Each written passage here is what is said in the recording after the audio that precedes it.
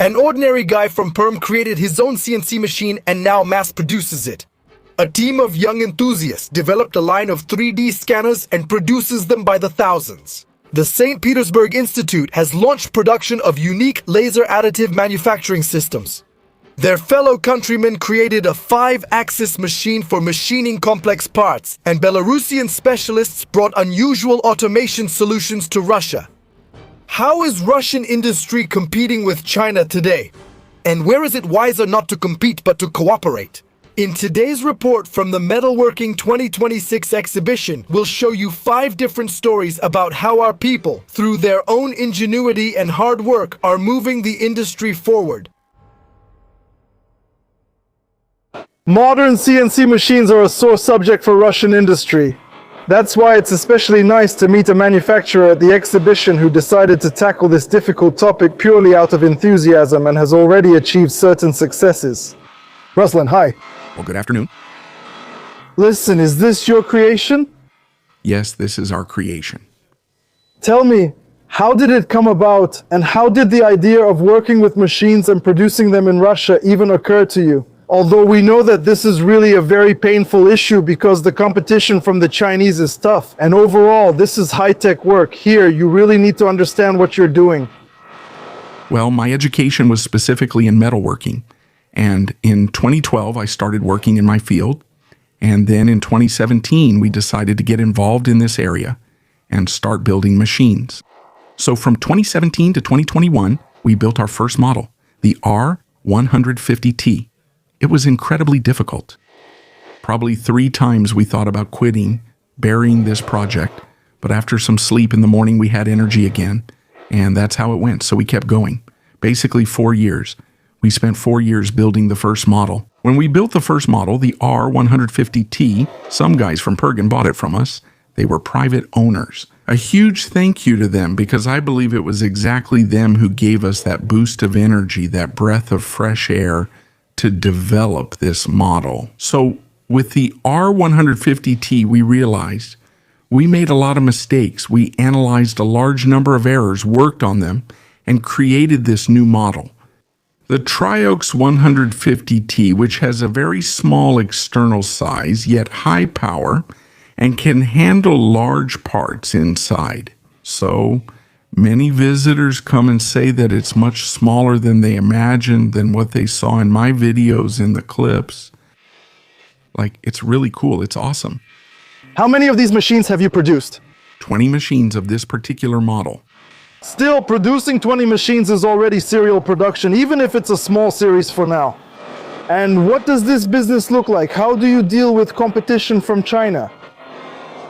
Right now, for my partner and for the team, I say that this is a really good workout for the brain. So, for now, we practically have no profit in this area. Well, I would even say we have none.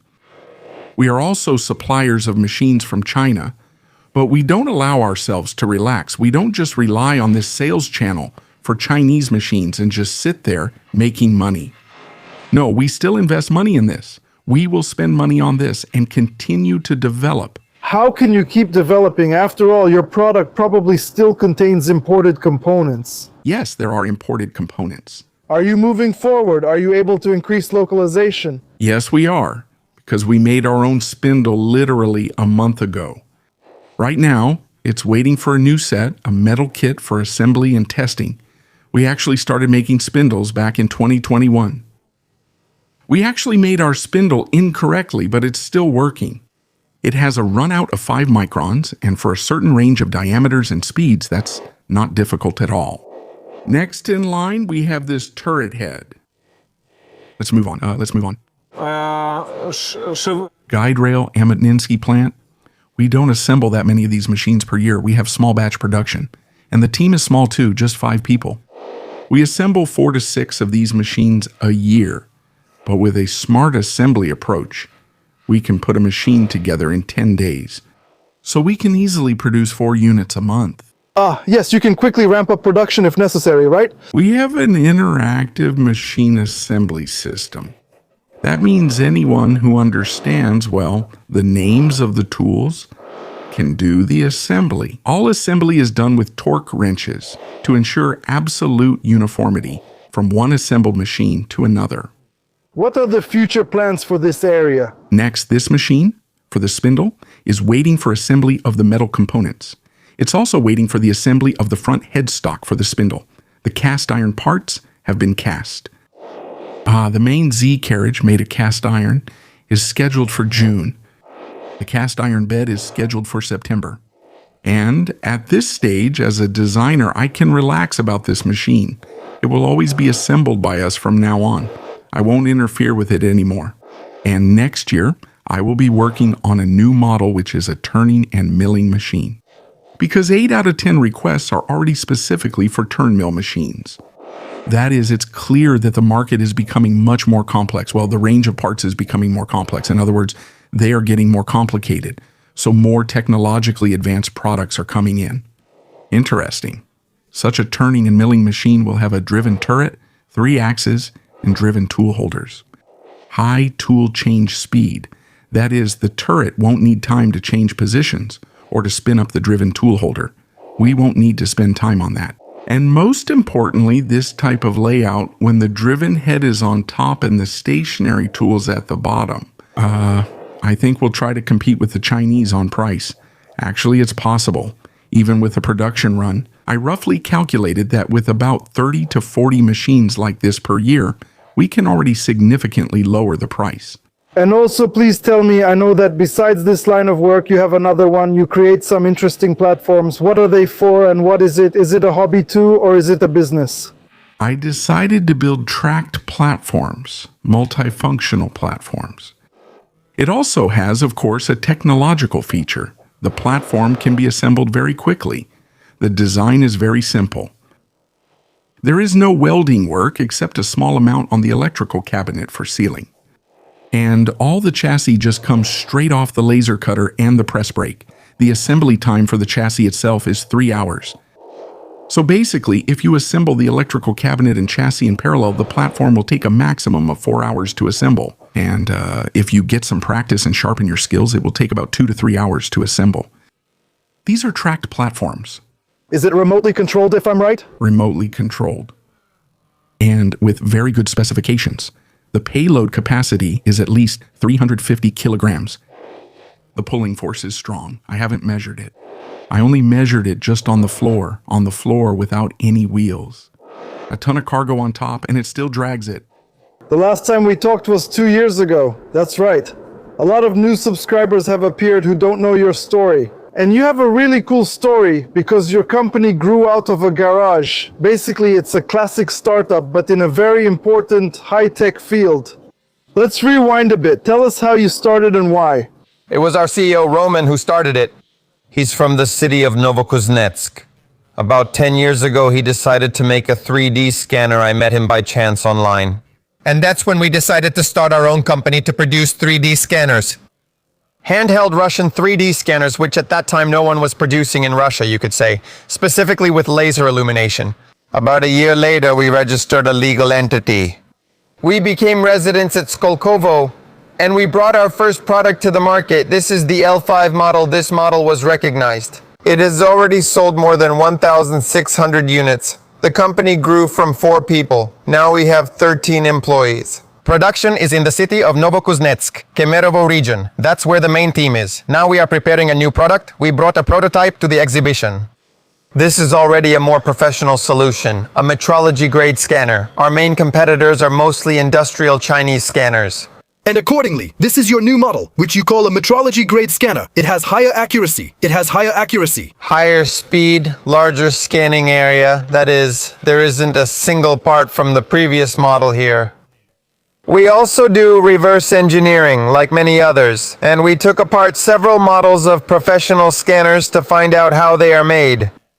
Although, of course, the main thing is the software, and no one will reveal the algorithms to us. So we can see how it works, but we can't see the code. And the code is written by our CEO, Roman, who is also our lead programmer. I'll show you how it works. Just half a minute. I control everything from the touchscreen on the scanner. Here I have a part. And accordingly, I capture the geometry of the part. Then I save it in the software.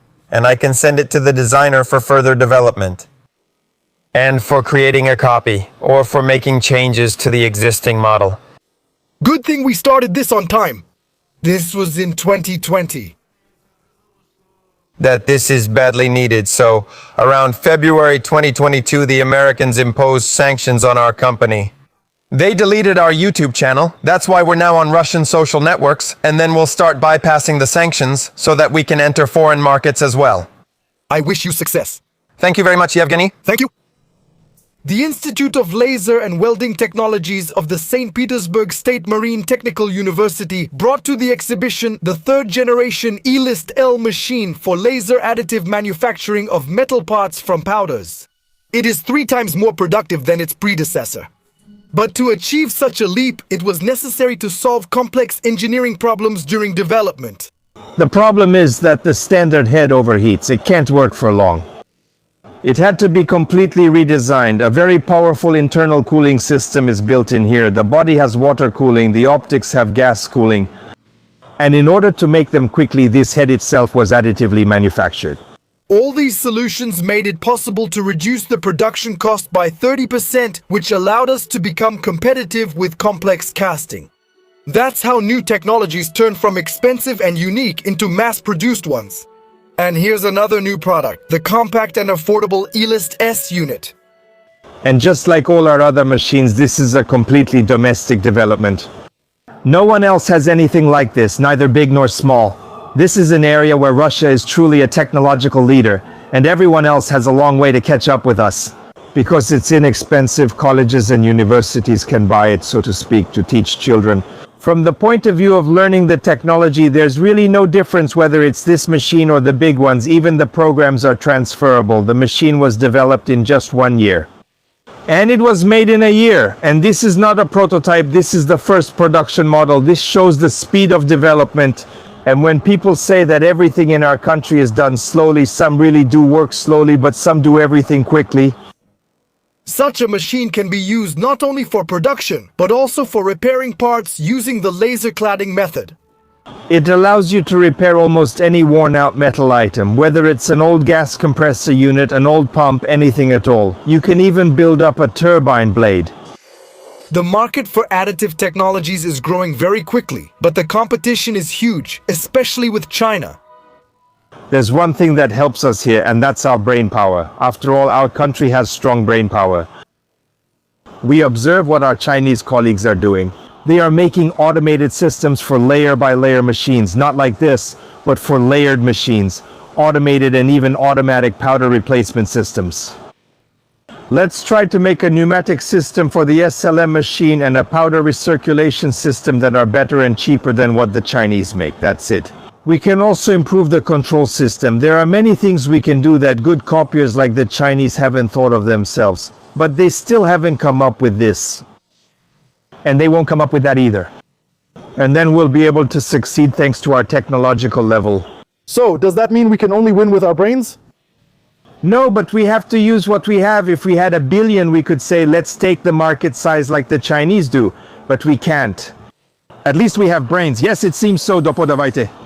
Also, our hands are pretty good too. Let's remember that. We'll win with our brains and our hands.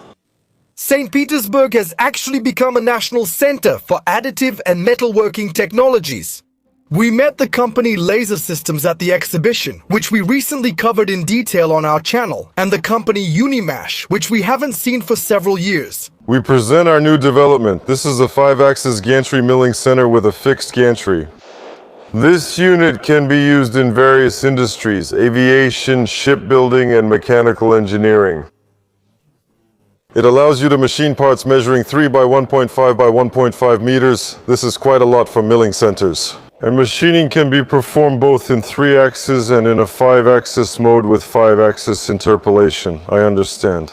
I remember from our previous conversations that you always tend to move towards localization. How are things here? Everything we can find in Russia, we try to implement into our systems, into our machines. In particular, this machine, the CNC control system, is built on Russian hardware. That means inside here is a Russian computer operating system, Russian Astra Linux. And the CNC development itself is our own product, which is 100% localized. That's extremely rare these days. It's really great, of course. At the moment, the machine is running a simulation of 5-axis machining of a ship propeller blade. This is a real propeller, which was made using additive manufacturing, the arc surfacing method. And now we are simulating the finishing of the propeller blade. In other words, this is a completely practical task that we are implementing at our enterprise. 8 years ago, our facility received its first large format milling machine to mill the beds for our own milling machines. That is, all the machines we develop are first introduced at our own production facility. At the enterprise, they go through a trial period and we fix the so-called initial issues. And also, could you briefly tell us how your company was founded and how it developed? I remember That there as well. Yes, it's a very interesting story, a very interesting tale. The company was founded in 2003 as a manufacturer of marine electronics. So we started with small devices to be installed on vessels. Very quickly there was a need to manufacture enclosures for these devices. And we acquired our first laser system, but it was a cutting system that was so unreliable that after yet another complete overhaul of this machine, we realized that we could already make our own machine ourselves. That's exactly what we did. We developed our own machine and put it into operation. In the same way, we worked out all the issues, fixed all the problem areas, and brought it to the market. Since 2008, we have successfully held one of the leading, actually probably the leading positions in Russia in the production of laser metal cutting machines. After that, various auxiliary systems followed our cutting machines, temperature control systems, bending systems, which are also represented here on the market at the exhibition.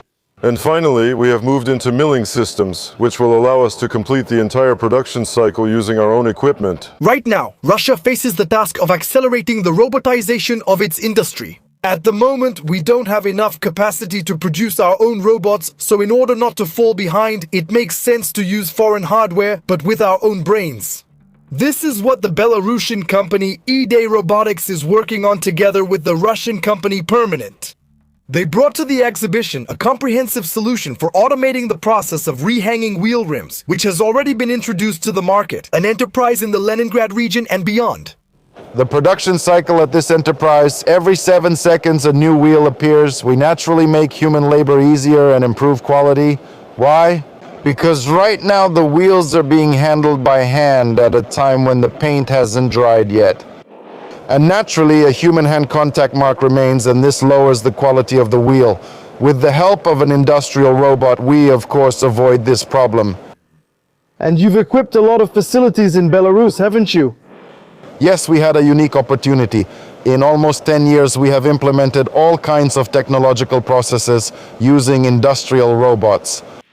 That includes welding, painting, machining, palletizing, milling, and water jet cutting.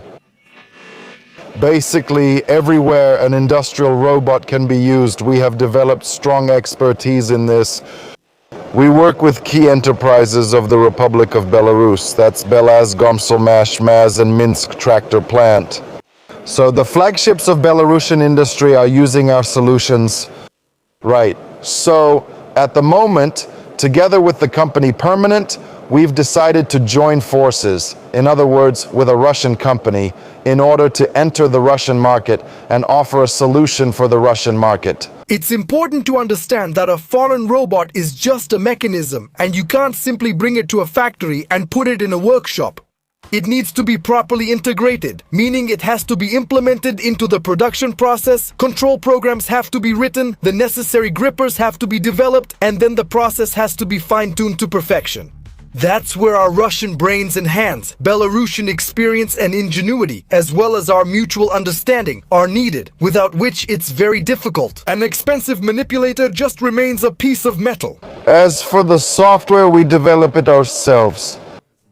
Control programs, the logic of the system, electrical diagrams, pneumatic diagrams, in other words, all the engineering for this. There isn't a single robot that's the same. Each one performs different tasks. Even if a part is different, it's already a different task. And for each part, for each task, you need to create a separate system. And I know that you are involved not only in the robotization of industrial projects, but also in trade in the retail sector. Tell us about your projects. You have some very interesting ones. In Belarus, Yes, we made it. Many people call it vending, but we don't agree because a vending machine can hold a maximum of 60 to 80 items. In our machine, there are up to 400 items from chewing gum to a 5-liter canister of oil. And all of this is based on an industrial robot. The customer comes to the gas station, selects the necessary products on the screen, the robot assembles the order and dispenses it. So, is this an unmanned gas station? It's an unmanned gas station, of course. People are only present when they need to restock the kiosk, so to speak. 2 years ago, we made a robotic pharmacy, a 2 by 2 meter cube. It's very compact, very small. It operated for about 11 or 12 months at the railway station in Minsk. It's the busiest place to get the maximum feedback from customers. We were shocked by the number of purchases made through this machine. People were able to figure it out. People were able to figure it out, even though both the passport and identity are scanned there. We checked that the person who presented the passport is indeed the holder of that passport. We take people out of the process at every stage, not because we want to get rid of people, but simply because there aren't enough of them. And that's the problem both in Belarus and in Russia. We know this firsthand. Everyone has difficulties with qualified personnel. So, as you were saying, I got the impression that Belarus, in some areas of digitalization and robotization, is even a bit ahead of Russia. I wouldn't say that we're ahead. I think, Belarus is probably kind of a testing ground, where a lot of projects have been implemented in Belarus, for example, by IT companies working together, Russian, Belarusian. Or, for example, a Belarusian company works on the Belarusian market for a year, 2 or 3, then it becomes too small for them, so they set up in Moscow, in Russia, and expand. And this is, a kind of family integration. You can't really say it's just Belarusians or Russians. In Belarus, it's just a little bit easier to pilot and test some things. Because, it's like with that same pharmacy. We came, it's a small country, everyone knows each other. We came and said, we need to test something. Do you need money? I said we didn't need money, just a place for it. That was it, no questions. Everything was decided and installed quickly. I know it's harder in a big country. That's why some processes are tested in Belarus and then they move to the Russian Federation. But I think that today it's more of a collaborative effort. After all, as I say, we're like a family. The problems are absolutely the same. The only difference is the scale, right? Over there it's a country of 10 million and here it's 140 million. В этом выпуске мы показали вам 5 разных историй о том, как наши люди помнят, что на самом деле все начинается не здесь, на выставке, а со школьной скамьи. Among the adult exhibitors, we met 14-year-old Sviatoslav from Simferopol. He doesn't sell or offer anything. Simply, as a winner of many contests and Olympiads in machine tool engineering, he inspires and proves that in Russia, minds and talents will never run out. I work in machine tool engineering. I build machine tools. Machine tools, yes. That's great. You make it sound so easy. This is your machine, right? Well, yes, this is my smallest machine. I brought it just for the exhibition. I assembled it right before the exhibition, so I haven't tried milling plywood on it yet. Well, I was planning to cut plywood with it. And here I'm just showing how it draws. Yeah. And when you say I made it myself, what do you mean? I designed it myself, came up with it myself, assembled it myself, and programmed it myself. Well, I was about 10 years old. And after getting 3rd place in a competition that was held for university students and I was only in 4th grade, well, I was upset. And my dad said to me, well, now build a CNC machine. I said, what's that? He told me, what do you mean you don't know what that is? That's the future, So I started working on it. It took me about a year to build my first machine. Then the next one took 6 months, then 3 months. And this one I put together in a week. I've basically gotten the hang of machine tools. And now I'll focus more on automation, manipulators, and mobile robots. Any upcoming competitions or Olympiads? Are there any? Well, there will be the Inventor of the Year competition. And also, I hope I'll take part in the robot battle. I already participated the year before last. And this year, we've just submitted the application. We're waiting. That's great. Well, I wish you success. Thank you. Subscribe to the Time Forward channel to learn more about the development of Russian industry and science.